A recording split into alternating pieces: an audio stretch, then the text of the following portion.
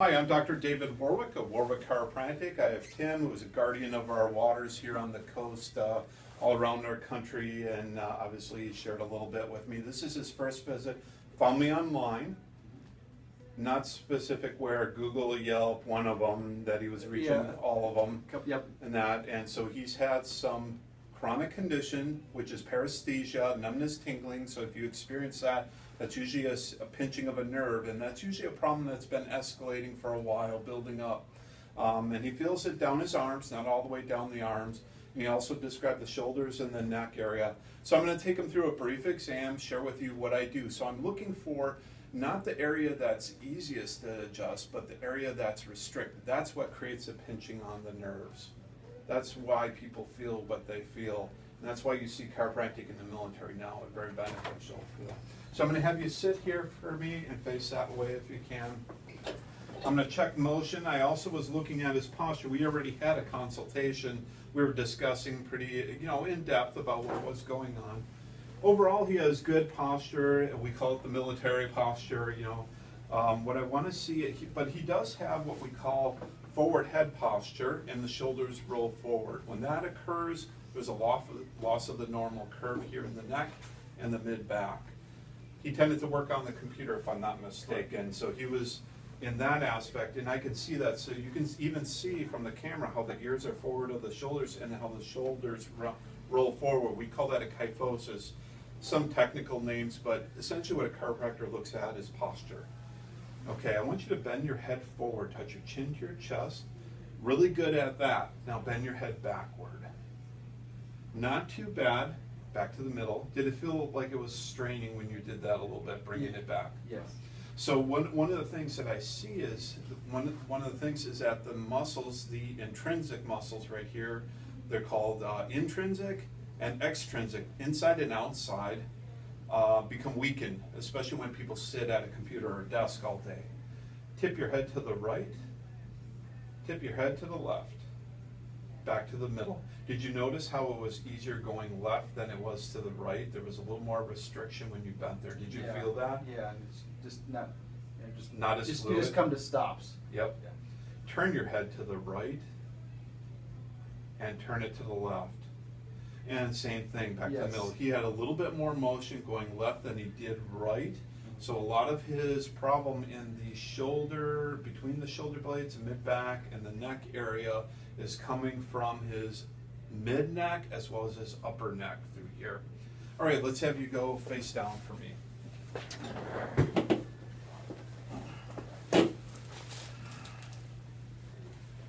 So you may wonder why chiropractors check the leg length difference, and Tim, when I'm talking, you're probably becoming educated a little bit about it. We're looking for imbalance in the nervous system and the spine, and the spine, like your computer is your main CPU, the main drive, the whole brains of everything, and that's where, like a fuse panel, where all the energy communicates to all your body. So first of all, Tim has about a half-inch to three-quarter right short leg. So that's his, what we call the pelvic deficient leg. And so I do a lot of my work off of that.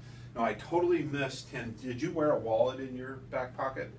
I wear it, but not Not I don't wear it when I sit or drive. Okay, excellent. So I want you to turn your head to the right. And that made it shorter. Turn it left. That lengthened it and was fairly quick back to the middle. So we have upper cervical problem. Usually when it's a slower change on that would be down in the lower neck, which is almost what I consider contraindicated. It's definitely, he's a couple problems in both areas in that. So let's test the lower back here. I want you to raise this leg without bending the knee.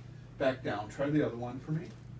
Back down. Did you feel a difference, or did they feel about the same? Yeah. Pretty close? Yeah. Fairly close.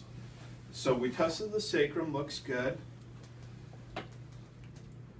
Okay, right one moves a little bit further than the left one. Now we're going to adjust the pelvis right here. Table will drop underneath.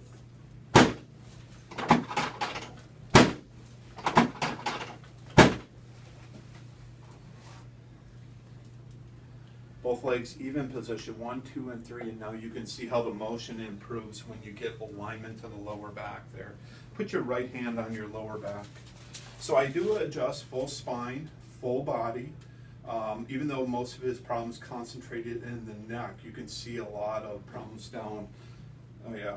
So the right leg went shorter, about 3/4 to an inch.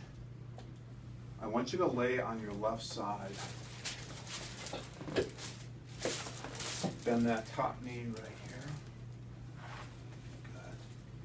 Let me have this side right there. Good. Excellent. Good. Face down.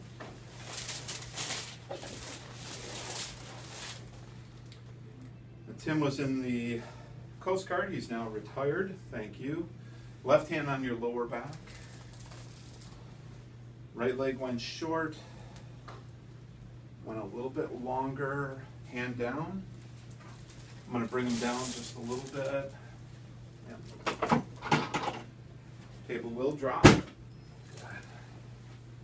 All right. Big breath. Release it out.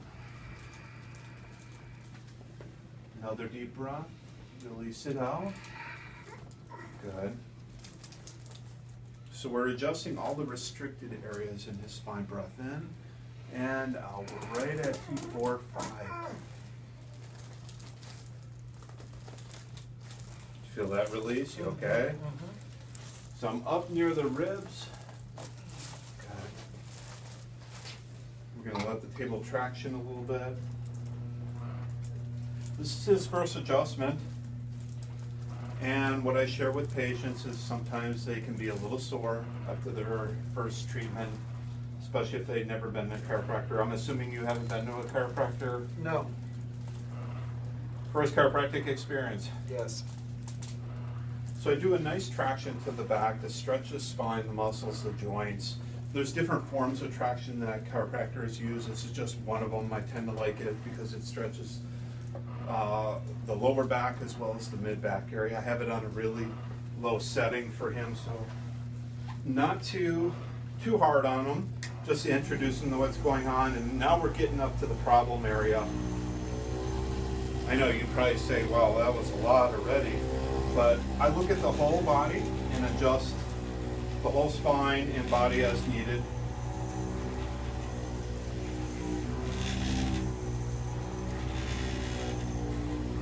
Now, are you getting any increase in the numbness, tingling when I'm doing this at all? No. Okay, good. And the reason I ask that question is sometimes the area is so misaligned already or restricted in there and starting to degenerate. Some of you call that arthritis, or that word's used to joint degeneration or disc degeneration. Just that simple vibration can affect the nerve there. Okay, let's have you on your back for me. Good. We're going to cross the arms in front of you right here, placing my hand behind your spine. Breath in, blow out. Good.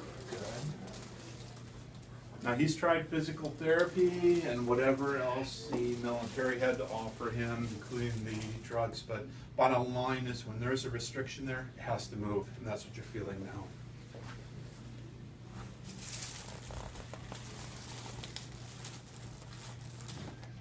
Right there. Okay. This is going to be big for him. There it is. Breathe. I'm going to go up just a little bit. And you can stop hugging yourself for a second. There you go. Good.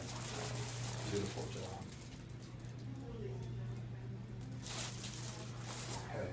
Now we're going to do some traction into the neck area. Lift your head for me and back down.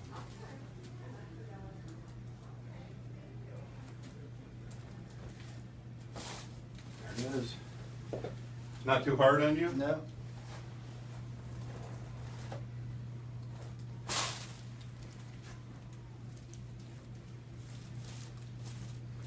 I like to check the mechanics of the feet, of the knees, of the hip area. And you may notice that when you've been doing this a long time, it's really easy to assess, like, do the legs go in, do they go out, the knees, and that tells us what we call valgus or varus. His feet tend to roll slightly out. That can be a normal position for some people. But I check like the primary areas into the ankle, the knee.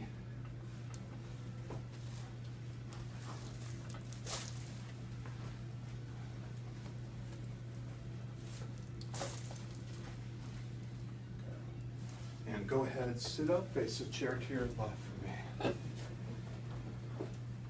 Okay, nice arch into the lower back right here, good. And you can notice this, even just with the little adjustment I did, his head posture, we call forward head position, a lot less. About 40–50% improvement just from him having that treatment alone. Because what that does is it puts a lot of stress on the muscles. Now I'm going to check shoulders. So I'm checking scapula, humerus, tends to be T1 rib. There it is.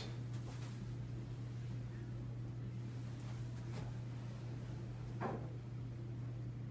You feeling those? Feeling that move? Nice arch here.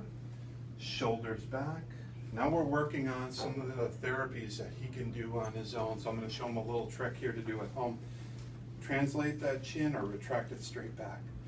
Boom. Hold that. Breath through the nose, out through the mouth. Do that 3 times total. And you can see how the ear is in alignment with the shoulder and with the pelvis. That's his normal posture.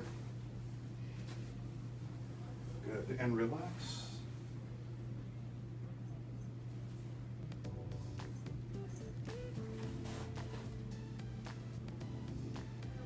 He's on the computer, or was, or is still, but a lot of times the carpal bones are affected, and some of that paresthesia can come from other components such as your shoulder, elbow, and wrist. I'll find it most commonly here and then here.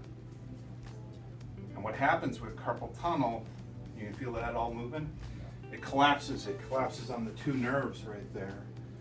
And then if guys let it go too long, then they're having surgery. I mean, there is a limit to what chiropractic can do in improving that, but a lot of people find improvement when their neck and their wrists are adjusted.